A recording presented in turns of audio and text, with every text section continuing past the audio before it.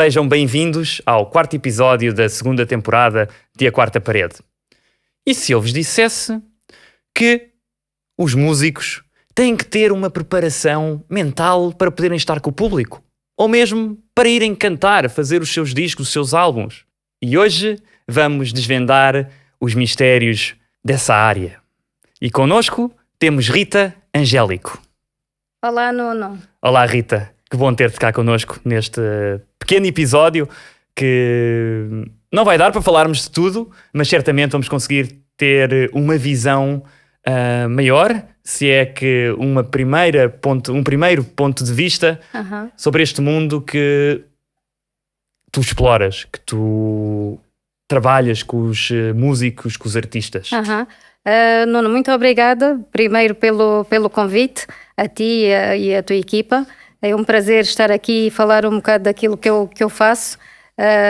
Eu sou analista comportamental, tenho estas áreas do autoconhecimento e neste momento abracei um projeto interessantíssimo que tem a ver com a construção dos artistas. Artistas existem muitos, não é?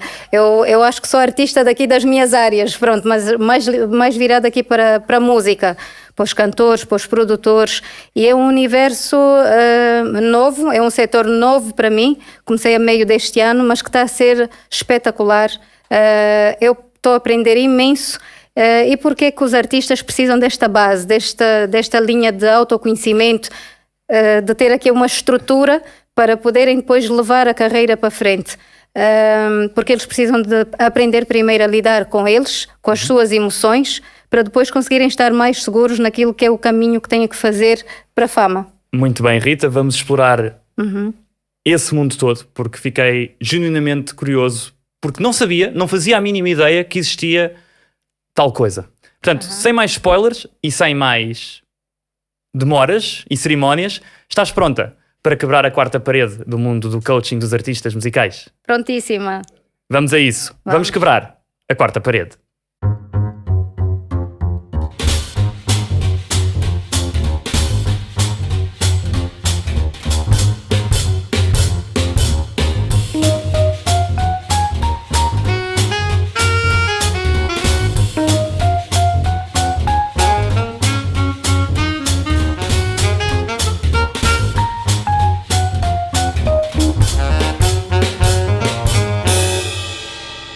Rita, aquilo que tu fazes abrange imensa coisa. Acho que é difícil resumir numa palavra, duas ou numa frase pequena. Mas antes de lá irmos, se calhar para criar aqui um bocadinho de suspense, gostava imenso que partilhasses connosco um bocadinho da tua história. Como é que tu chegas ao mundo da música? Ok. Eu estive durante muitos anos, mais de 19 anos, ligada a estas áreas estratégicas do RH e depois fui fortalecendo estas áreas com esta parte do coaching, da mentoria, da análise comportamental. Sempre soube que queria ajudar as pessoas a desenvolverem competências, mas eu primeiro tinha que desenvolver as minhas próprias competências. Então construí um ecossistema aqui à volta. Eu também tenho um mentor, faço terapia, acho que isso é importantíssimo, e então saí aqui desta estrutura pesada das organizações e resolvi explorar outros setores que não têm ainda, sim, esta estrutura toda pesada que tem as multinacionais e isso, mas que precisam deste suporte e que nem sequer, e muitas vezes nem sequer sabem que precisam. E aqui com a Classic, eu tenho que falar na Classic porque é o projeto que também acreditou e que fez sentido e que disse assim, não, realmente nós precisamos aqui de uma pessoa como tu para trabalhar os nossos artistas, até para trabalhar os nossos produtores, o próprio produtor, não é?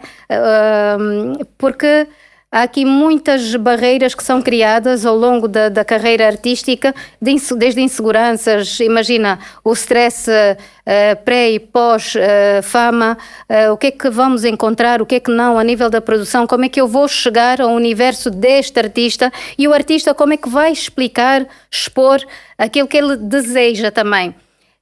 E não basta só ter os artistas, neste caso da música, têm a ferramenta de trabalho que é a voz, não é? É o instrumento deles. Mas e depois, e o resto? Como é que ele vai desenhar todo o caminho que ele tem que percorrer. Ok, tem o produtor e tem toda a equipa que vai ajudar nisto, mas quem dá a cara é o artista. Exatamente, então ele tem que saber como é que vai gerir as suas emoções, as expectativas, a parte financeira, como é que vou gerir e quando eu atingir a fama, se calhar é muito fácil chegar aqui. Mas depois manter. E depois manter aqui em cima, não é? Uma vez houve um convidado que falou precisamente disso, que era o escalar a montanha, e que o objetivo não é chegar ao cume, ao pico, porque depois do pico há a queda. Sim. Quando chegas ao ponto mais alto, o único ponto que tens a seguir é uma descida. Sim. E é esta perspectiva, esta ideia de que tens que continuar a subir e quando chegas a um ponto que já estás confortável, como tu disseste muito bem, também partilho a tua opinião, que é o manter. Vamos manter-nos nesta altitude. Sim, se for possível subir mais, perfeito. Sim. Se não for, vamos tentar manter. E acho que não há melhor maneira de explorar este tema. E permite-me já fazer aqui uma ponte para as histórias, porque acho que é a melhor maneira, é mesmo, Rita, poderes partilhar connosco as histórias que tens com alguns artistas. Se puderes dizer quem são, tudo bem, se não puderes, tudo bem na mesma. Mas gostava que começasses aqui a partilhar connosco algumas histórias do que é este treino, este coaching, que dificuldades é que os artistas expõem à tua pessoa, que por vezes, se calhar, não dá para percebermos nós enquanto público. Não conseguimos perceber porque eles estão lá no palco, ou estão a cantar, ou estão no álbum, naquele videoclipe, ou no palco. Ajuda-nos aqui a perceber um bocadinho com estas histórias. Claro, se conseguires partilhar connosco, como é que funciona este mundo do backstage? Deixa-me dizer-te que todos eles, até mesmo a produção, porque não são só os músicos, mas tudo o que está à volta, assinam um documento de confidencialidade, porque dentro da mentoria existem muitas coisas que não devem ser partilhadas e eles próprios têm que estar confortáveis porque é uma exposição também, não é? Mas existe aqui um leque gigante de competências que são trabalhadas e eu vou dizer que há muita similaridade a nível dos outros setores. Somos todos seres humanos, apesar das áreas serem muito diferentes, mas para os músicos e este setor é um desafio gigante aqui dentro. É principalmente saírem aqui do mundo artístico para o mundo empresarial. Como é que eles vão gerir e equilibrar? Como é que eles passam do artista para o negócio, digamos assim? Exatamente. Como é que eles vão lidar com estes dois polos? E depois, como é que vão lidar com as frustrações do próprio crescimento, com as dores de crescimento, até chegarem, porque há uma expectativa, mas depois não é no primeiro ano que essa música vai explodir. E depois a competitividade, como é que eu vou lidar com isto? E encontrar as soluções e desbloquear ali tudo o que tem que ser desbloqueado, desconstruir para depois construir, e eles conseguirem ter uma visibilidade assim mais perto daquilo que é o ideal para o processo todo que têm que fazer. Isso é que é o desafio maior. Perfeito. Qual é que é o maior receio que um artista te pode colocar? E como é que tu ultrapassas? É mostrar as fragilidades. Mostrar, conseguirem estar... Não vai ser... Olha, nunca foi nem na quinta sessão, imagina. É um processo mais longo porque eles estão muito habituados a esconder as emoções. E querem sempre aparecer com fortes, imagem e seguros. Exatamente. E não posso fazer pior que o Cicrano, que o Beltrano. E agora como é que eu... não gostei da minha imagem. E tem inseguranças como todos nós temos. E se calhar não gosto do meu cabelo assim e não estou confortável assim, mas o meu manager disse que eu tenho que estar desta forma. E como é que eu vou lidar com isso? Para chegar a esse ponto, Nuno, de conseguir dizer aquilo que são as fragilidades, é preciso tu estares ali, respeitar acima de todo o processo dessa pessoa. A velocidade das pessoas são diferentes. Eu aprendo de uma forma, tu vais aprender de outra. Eu compreendo de uma forma, tu vais compreender da tua forma. Então eu tento sempre, dentro do universo de cada um, respeitar a velocidade, respeitar os tempos, porque nós às vezes pensamos que vamos estar 1 hora com aquela pessoa e demora muito menos tempo. Não, ou menos. Pode demorar menos tempo. E tu, na primeira meia hora, sentes que não é para avançar mais. Então é melhor parar aí. Deixa estar aqui, continuamos noutro momento e tudo mais. Exatamente. E como é que tu fazes para ultrapassar estes receios que eles têm? Imagina, eu agora, vamos supor, o que ainda não é o caso, que por acaso teria um podcast que por acaso poderia vir a ser muito conhecido. Sim. E eu virava-me e dizia-me para ti, Rita, Eu tenho medo da fama. E agora? Ok, vamos começar para já fazer o teu perfil comportamental. Eu uso muito a parte lúdica e acredito mesmo que as pessoas aprendem com mais facilidade e compreendem melhor quando estão a fazer processos seriamente divertidos. Que é, tu pensas que estás a brincar, mas tu estás a aprender. Então primeiro eu faço um scanner dessa pessoa, de como tu estás hoje, e isso é feito a partir de uma ferramenta que é reconhecida internacionalmente, é britânica, que se chama Clarity 4D. Tu fazes vais preencher um questionário, vai gerar o teu relatório do teu perfil comportamental, certo. E isso vai servir de bússola. É a tua bússola de como tu estás comportamentalmente, e essa tua fragilidade vai aparecer lá, essa e outras, assim como vai aparecer também, vão aparecer todos os teus pontos fortes, e tu aí vais conseguir comigo, porque eu vou mapear aqui o teu processo, o teu plano de ação, para tu conseguires desbloquear o que é necessário para chegares onde tu queres. Então, se tu tens receio da fama, ok, Nuno, vamos perceber primeiro onde é que tu estás hoje a nível comportamental. Ok, estás aqui, então porque vamos desbloquear aqui, porque esse receio vem de algum lugar. O que é que gera uma emoção, um sentimento? Tu sabes de onde é que vem isso? Emoção, uma vez, mas isto se calhar é uma definição, porque há várias, há do dicionário e há outras. Uma vez estava a ouvir uma palestra e a definição de emoção que deram, fazendo aqui uma tradução para a palavra inglesa, que é o emotion, que é a energia em movimento. Sim. E portanto isto permite-nos, se calhar, controlar um bocadinho a forma como as nossas emoções funcionam. Ou seja, se estivermos em movimento, conseguimos reagir ou adaptar-nos. Ou seja, o medo pode se tornar uma emoção positiva, assim como, se calhar, algo como uma felicidade extrema se pode tornar em algo negativo, dependendo da forma como Mas como de onde utilizamos. é que isso vem? Excelente pergunta. De onde é que vem? Pronto, então, para tu chegares à emoção, porque a tua ação vai ser gerada por causa da emoção. O sentimento gerou uma emoção que gerou uma ação. E uma das dificuldades dos artistas é precisamente saber a raiz desse sentimento, desse medo, que vem de onde? Vem do gatilho. Há um gatilho que gera um sentimento que vai gerar uma emoção e depois vem a ação.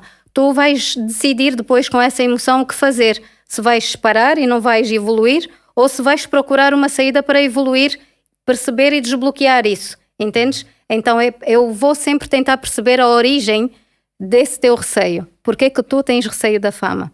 Então vamos fazer o caminho para trás primeiro.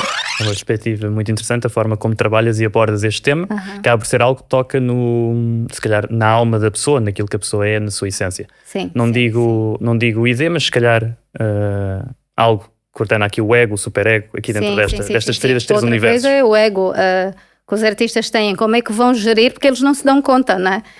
De repente... Sim, às vezes há pessoas que se tornam muito famosas e isto, olha, curiosamente, até há uns dias atrás isto aconteceu, em que estavam a falar de uma personalidade que diziam, ela no início, esta pessoa era assim, simpática ou muito amiga, e de repente agora já está neste pelouro e está a maior besta intragável que se pode... Sim, porque ela não sabe lidar com isso, sabes? E nestas áreas tu aprendes a não fazer julgamentos sem antes perceberes de onde é que essa pessoa vem, porque é que ela traz essa carga emocional, porque é que ela não consegue gerir. Eu não salvo ninguém, atenção, as pessoas têm que querer fazer parte do processo, têm que querer descobrir-se elas próprias. As respostas estão em nós. Então eu só vou ajudar com as ferramentas que tenho a encontrar essas tuas respostas. E deixa-me dizer que a primeira pessoa neste mundo artístico que eu comecei a fazer este processo foi com o produtor executivo da Classic, que eu tenho que dar os parabéns ao Nelson, porque ele disse assim, ok, isso é muito interessante, eu sou um bocado cético relativamente a estas áreas, porque eu estou aqui no mundo artístico e quando eu estou no flow e estou a sentir a arte, precisamente, eu não me vejo a ter que pensar em outras coisas, sendo que ele é dono de uma produtora gigante. E ele disse, então vais começar por mim. E ele fez o processo, e é engraçado, depois tens uma continuidade, porque estes processos, quando tu trabalhas comportamentos, não pode ser uma coisa, imagina, uma sessão, 2 sessões, tens que ter consistência no teu processo todo, e isso, dependendo da pessoa, como eu te disse, e da individualidade, pode demorar 2 meses, como pode demorar 7 meses. E o que me fascina e o que me tem deixado assim apaixonada por este setor artístico musical é conhecer aqui os meandros destas pessoas tão criativas, mas que ao mesmo tempo começam a descobrir que podem sim lidar com a parte mais organizacional e mais empresarial sem matarem a criatividade. Mas é um desafio gigante para eles. Sim, acabas por ter esta visão da quarta parede dos artistas. Exatamente. Que vai por dentro deles e aquilo que eles pensam, Sim. que acham, sentem. E há bocadinho falaste daquela parte deles descobrirem coisas que se calhar nem sabiam que tinham, ou Sim, receios, sim. ou medos. Como é que é a reação dos artistas quando isso acontece? Olha, um dos exercícios que eu faço é com os valores, não é? É eles perceberem quais são os valores importantes que vivem ali à volta de cada um. E eles alguns deles nunca tinham feito este exercício antes, que é, o que é que eu valorizo efetivamente na minha vida? E quando eles conseguem mapear e espelhar ali o que é de valor, e depois tu perguntas assim, ok, quanto é que tu estás a viver esse valor na tua vida? E quanto é que tu valorizas isso? Olha, eu valorizo 100%, mas estou a viver 10%, alguma coisa não está a correr bem.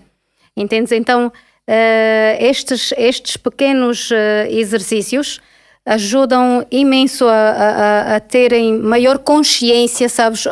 O que eu tento fazer é trazer-te maior consciência daquilo que tu precisas, de onde estás, para onde é que precisas de ir mexer para cresceres ainda mais, entendes? Então, eu estou a falar e estou a pensar em 500 coisas que eu podia aqui dizer e partilhar contigo, porque é efetivamente muito, muito interessante este universo.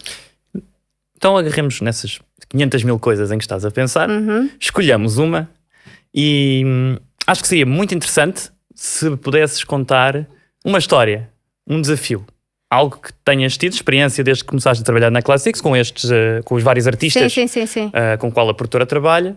Pudesses partilhar uma história de o que é que aconteceu e como foi fazer o trabalho, que certamente se calhar ainda o estás a fazer, mas podes aqui dar uma partilha para termos uma ideia mais concreta de como é que funciona e também percebermos que os artistas, no final do dia, são pessoas, são humanos e como tal, são como nós. Dentro dos perfis, que eu faço sempre os perfis, não é? Tu tens predominâncias diferentes. Há pessoas que são mais racionais, outras que são mais emocionais, umas que são mais introvertidas, outras mais extrovertidas. E quando tu apresentas os resultados e dizes assim, ok, isto está desequilibrado, claramente está desequilibrado. Tu tens, imagina, 123 de razão e só tens 60 de emoção. Então, se tu trabalhas com um produtor que é muito racional, ou muito emocional, neste caso, se ele é muito racional e trabalha com o oposto, eles vão entrar em choque. E por isso é que, se calhar, a comunicação não flui, as ideias não fluem e ficam ali bloqueados. 1 dia, 2 dias, 3 dias de gravação e não sai ali nada. Entendes? Então, ele conseguir o equilíbrio destas 4 energias que o perfil tem, que todos nós temos, é difícil a curto prazo. Mas se tu crias aqui este processo consistente, trabalhando camada por camada, ele vai desenvolvendo ali, vai, como uma cebola, vai tirando as cascas, entendes? E eventualmente chegas ao centro. E chegas ao centro. Então, vou sem dizer o nome da pessoa, não é? Claro. A contar esta história que é, ok, eu não consigo lidar com a equipa que está aqui à volta. Eu estou a tentar chegar ao conceito daquilo que é a minha. Depois tu tens esta questão da própria cultura do artista, não é?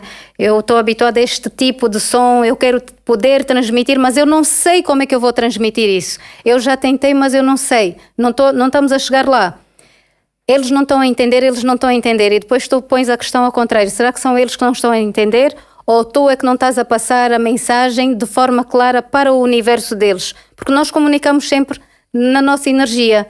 Mas a nossa energia nem sempre vai passar a mensagem certa para aquela pessoa. Então, eu para comunicar contigo, eu preciso de perceber primeiro se tu és uma pessoa mais de introversão, de extroversão, mais racional, mais emocional. Sim, aqueles pontos que falaste ainda há bocadinho atrás. Exatamente. Então, esta pessoa teve que primeiro descobrir que a outra pessoa da equipa, que perfil é que ela tinha, sem ter o diagnóstico efetivo.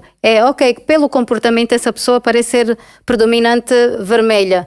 Ok, eu também sou predominante vermelha, então se calhar estamos em choque porque os dois somos pessoas muito focadas na ação, muito assertivas e somos conotados como pessoas arrogantes.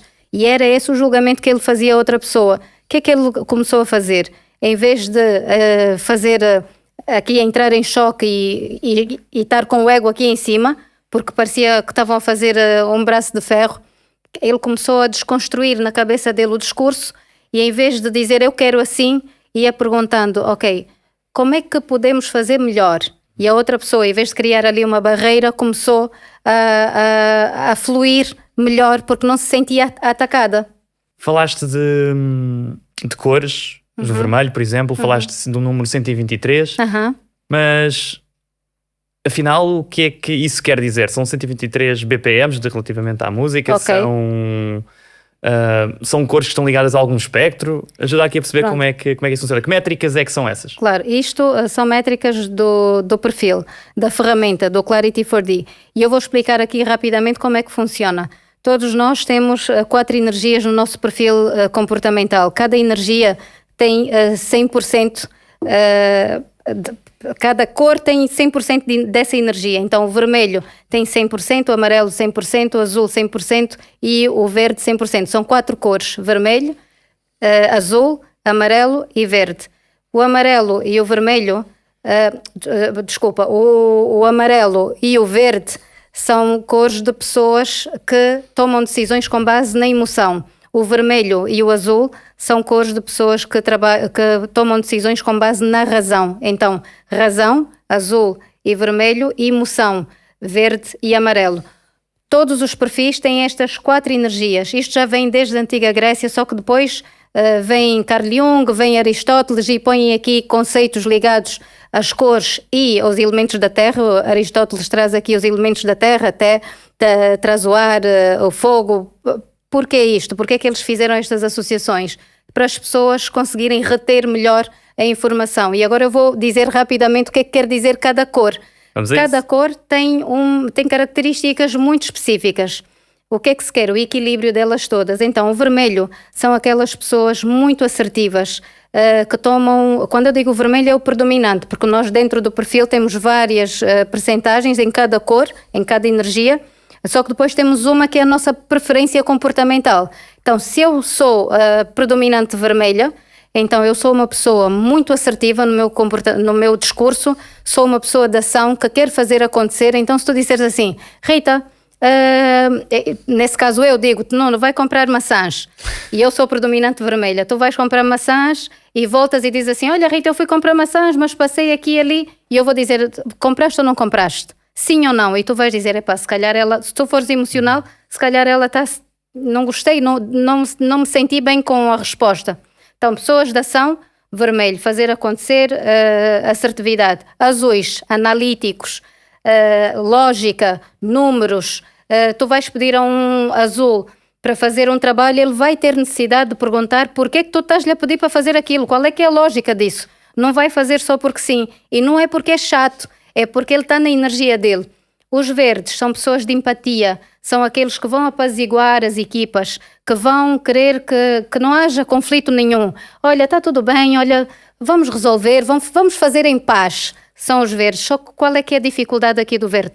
Não existem cores melhores ou piores, atenção, mas todas elas têm pontos fortes e pontos que têm que ter em atenção. O verde tem dificuldade em dizer que não, então vai se prejudicar em prol dos outros. Então, o sim para os outros é um não para ele. Ele vai sofrer, mas vai preferir porque vai... Evita conflito. Exatamente, foge muito ao conflito. E depois os amarelos. É no amarelo onde está a criatividade, a comunicação. Aquelas pessoas que chegam numa sala e parece que tem um sol atrás e que vão dizer bom dia, olá, tudo bem, a tua família, olha como é que está. A mesa do amarelo é uma confusão normalmente. Sabes, aquelas pessoas têm muitos papéis em cima da mesa, mas depois sabem exatamente onde é que está cada coisa. X, a lista tal, está ali. E são conotados muitas vezes como o quê? Como barulhentos, como pessoas que dispersam muito rápido. Então, se tu tiveres muito amarelo e se o teu gráfico estiver desequilibrado, provavelmente vais cansar as pessoas, não te vão querer ouvir. Quando virem que estás a chegar, já vão dizer, vai devagar. Pois, exatamente. Então, quando tu consegues fazer esse mapeamento da tua equipa, das pessoas com quem tu trabalhas, até com as pessoas com quem tu lidas a nível familiar, tu consegues lidar melhor com elas, porque para já vais-te conhecer melhor e vais saber o porquê de determinados conflitos e vais saber lidar melhor com os outros sem fazeres um julgamento. É mesmo muito profundo toda esta área. Aliás, tinha estado não sobre essa área em particular que tu trabalhas, há sempre aquela curiosidade que eu sempre tive, um bocadinho sobre a mente humana, a psicologia, como é que as pessoas são e tudo mais. Sim. Mas digamos assim, usando aqui a palavra inglesa, este insight que estás a dar sobre a nossa psicologia humana, a nossa forma de agir, as nossas emoções, sim, acho que é maravilhoso e gostava imenso de poder ter mais tempo contigo para podermos explorar esta vasta área. Sim. Mas como te disse ao início, isto é uma pequena conversa que estamos aqui a ter. Dá assim para dar se calhar um gostinho, para dar aquele momento de mas eu quero saber mais, o que é que há, o que é que está escondido por trás disto tudo. Obrigado também por teres falado aqui um bocadinho sobre as 4 cores e as métricas que são usadas para a análise e tudo mais. E há aqui algo que nós também gostamos muito de analisar, então, que é a velocidade de resposta dos nossos convidados. Ok. Chamados os quick shots. São perguntas curtas, de resposta muito rápida. Vais ter 5 segundos para cada uma. Ok. E quero-te perguntar se estás pronta. Acho que sim, vamos ver. Ananás na pizza, sim ou não? Sim. Preferes praia ou campo? Praia. Preferias mais tempo de vida ou muito dinheiro agora? Não, mais tempo de vida. Que animal gostarias de ser? Uma águia. Feito é melhor que perfeito? Feito melhor que perfeito. Feito é melhor que perfeito. Assim. Improviso ou planeado? Acabou planeado. O tempo? Planeado. Dia ou noite? E os dois. Qual o teu filme favorito? Estas coisas. Eu gosto de muitas coisas. Porque eu gosto de muitas coisas, sim. Decisão. Depois tenho uma pergunta final que não está aqui nos quick shots. Mas gosto de super-heróis, pronto, olha. Muito bom. O que te falta ainda fazer na vida antes de morreres? Ixi, tanta coisa. Aposentar os meus pais. Comida favorita? Parece estranho, mas olha, um bitoquezinho assim. Olha, um bitoquezinho, sim. Sozinha ou em equipa? Em equipa. Se ganhasse 1 milhão de euros agora, o que compravas ou onde é que investias já? 1 milhão de euros. Olha, investi em quê? Comprava ativos, pronto. Última pergunta, que nem sequer está no script. Qual é a tua maior porcentagem de cor? É vermelha. Muito bem, Rita, chegámos ao fim dos nossos quick shots, mesmo com esta pergunta inesperada. Te lembrei, mas sei que seria giro juntar aqui ao nosso repertório. Sim. Claro que sim. Para terminarmos, tenho aqui 2 perguntinhas para ti. Uma delas é se houve algo neste nosso pequeno momento de conversa que tu gostavas que eu te tivesse perguntado, e se sim, como é que responderias, assim de uma forma sucinta e breve? Então, o que é que eu levo para as pessoas? O que é que eu entrego às pessoas, sabes? O que é que entregas às pessoas? Transformação. É mesmo transformação, e é uma transformação profunda. E não forço processos. É transformação a quem quer fazer parte desse processo de transformação. E é giríssimo. Acho que é uma obra muito bonita. Uma arte. Estás a construir arte. Sim. De certa maneira. Sim. Para terminarmos, Rita, há alguém na tua vida a quem tu queiras agradecer por te ter ajudado a chegar, ou pela influência que teve na tua vida para chegares onde chegaste? Eu teria que falar aqui de um leque de pessoas importantíssimo, não é? Desde os meus pais, o meu marido. A nível profissional, eu tenho que falar aqui de uma pessoa que numa realidade diferente, neste último ano fez muita diferença, sim, nesta fase da minha vida, que é o Nelson Classic, porque acreditou efetivamente naquilo que eu faço como trabalho. As organizações implementam isso, como eu disse, as grandes, mas este universo artístico, tu bates portas e as pessoas não querem levar isso para dentro porque não valorizam. Quando tu não sabes aquilo que a ferramenta, ou que o processo, ou que a pessoa te pode trazer de benefício, tu não consegues valorizar, então não vês sentido, nem queres ouvir. E ele, apesar de ser cético, ele sentou-se e disse: diz-me lá como é que isto funciona. Então tenho que agradecer muitíssimo a ele por este caminho que me tem deixado fazer e os resultados que tem estado a ver e a partilhar comigo também. Muito bem, Rita, obrigado. Obrigado. Por este momento e por esta partilha. Há um sítio onde os nossos ouvintes ou os nossos espectadores através do YouTube consigam encontrar-te? Sim. As minhas redes sociais, têm o Instagram, Rita_Angélico, mais o Instagram, depois vou ter novidades, e o canal do YouTube, que ainda está assim lentinho, mas vai trazer aqui coisas novas também. Obrigado mais uma vez, Rita, por este momento. Eu é que agradeço pela oportunidade e pela porta aberta, a quarta parede. A quarta parede que se quebra aqui. Relembro-te que eu perguntei ao início, estavas pronta para quebrar a quarta parede. Portanto, o buraco surgiu aqui é por tua causa. Boa. Agora temos que tapar. Boa. Rita, espero que possamos voltar a encontrar-nos. Será mais um uma prazer. Conversa para explorarmos este mundo das emoções. Que com certeza. Tu tanto trabalhas com os artistas que vêm preencher a nossa alma e os nossos dias com a sua música. Sim. Muito obrigada. O prazer é todo meu. Será um prazer vir cá partilhar histórias. Chegámos ao fim deste nosso episódio da Quarta Parede, onde explorámos o mundo das emoções e daquilo que os artistas muitas vezes trabalham off-camera e behind the scenes. Já sabem, não se esqueçam de partilhar, comentar, subscrever e meter aquele like. E até ao próximo episódio.